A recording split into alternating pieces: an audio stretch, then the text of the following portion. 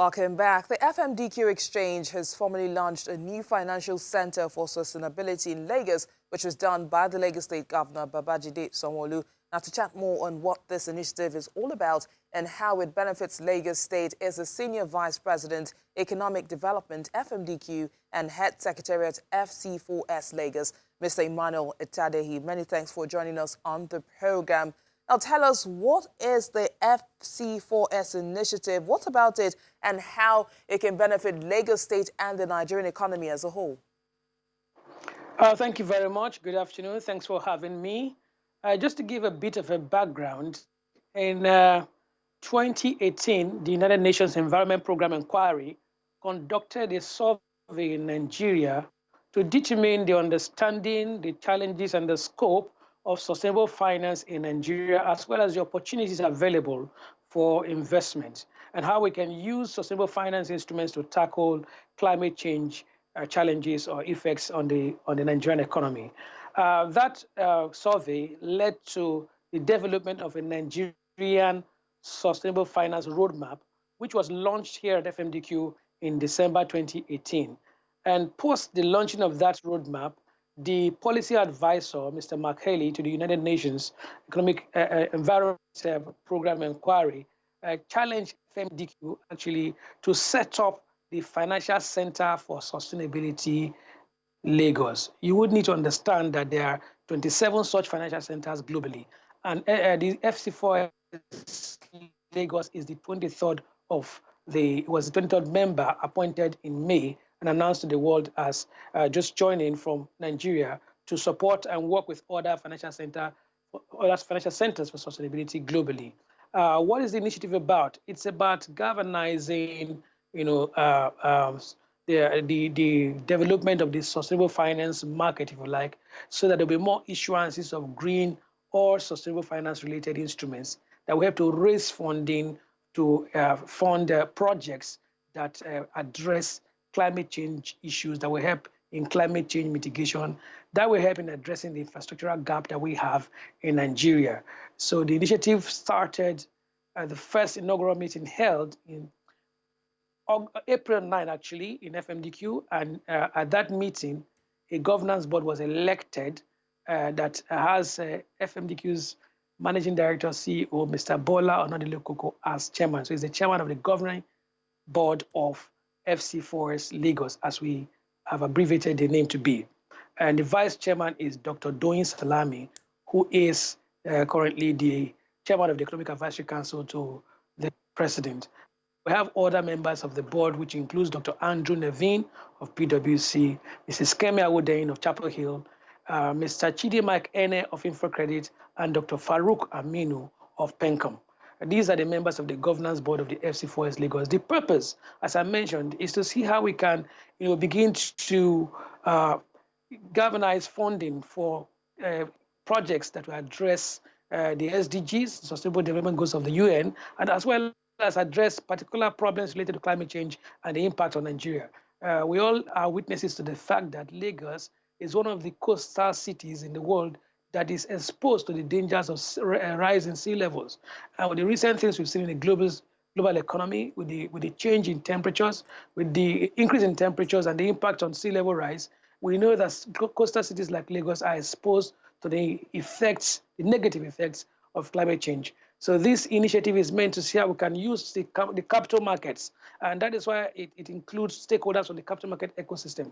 How we can use the capital markets to raise funding, and how we can, and those funding can be used to fund projects that will address the challenges that we've seen that are arising from climate change related issues. And apart from climate change, it can also address the infrastructure gap in the country. The idea is to build infrastructure and build this sustainably, not build and then it does not last. In other markets, in other global markets, we see examples.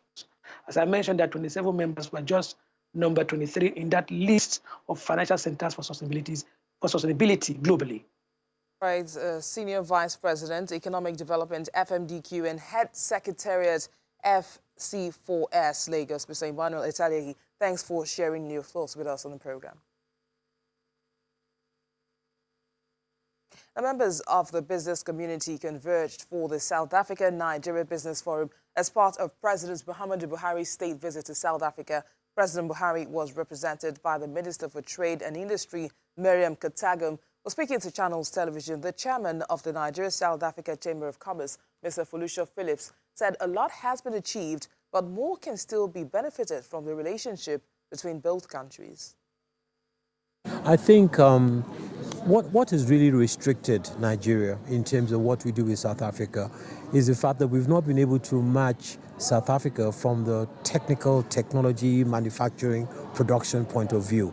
But what I always say is that we must not forget that the value we offer to South Africa in terms of the number of doctors that are here, the number of nurses, the number of teachers, lecturers, accountants, lawyers, people who work in the banking system, people who even at that lower level in Soweto that run the shops and the little corner shops and the little auto shops. These are value that we bring to this environment that we tend to forget because we think too much of the big businesses. So on that SME and personal skills development, professional services, I think there's a lot that we do, from that point of view. Now, having said that, we are also limited by the fact that we cannot and do not have things to export to South Africa as such, except nowadays our music, our culture, our fashion, which itself is extremely valuable. It's big, and especially if it is handled well. So I believe that we need not worry too much about that imbalance. But at the same time, we need to take steps to move forward. Now, the little beef that I have, if I want to use that word, is the fact that we have signed so many binational agreements that we know nothing about. And it's been extremely painful for the chamber to realize that we have all these agreements and we've not been able to present it to the business community to say, look at all the various things that we can do. And I have given credit to South Africa's Department of Trade and Industry in that they are aware of this, and that's why they are pushing all over the African continent. And their KPIs and performance indicators and measurements and promotions and so on is based on the amount of business that they can push for South Africa along these lines. So I think from that point of view, we have failed, and I hope that now that it's going to be brought to the fore, we can begin to concentrate. And that's what should be used to evaluate how well we're doing. Let's check out the price of crude oil at the international markets, and they were, of course, higher at the weekend, but remained on track for large weekly losses on fears that slower global economic growth will hurt fuel demand, even as Saudi Arabia says it has fully restored oil output after recent attacks. Brent crude oil futures rose 0.5% at $57.99 a barrel, and U.S. crude futures rose 0.6% at $52.74. And still at the commodities market, but this time at the metal segment, gold prices rose for a fourth straight session today as weak U.S. economic data found fears over sluggish growth. Spot gold was up 0.3% to $1,508.90 an ounce, and U.S. gold futures were flat at $1,515.10 an ounce. Among other precious metals, platinum was down 0.6%.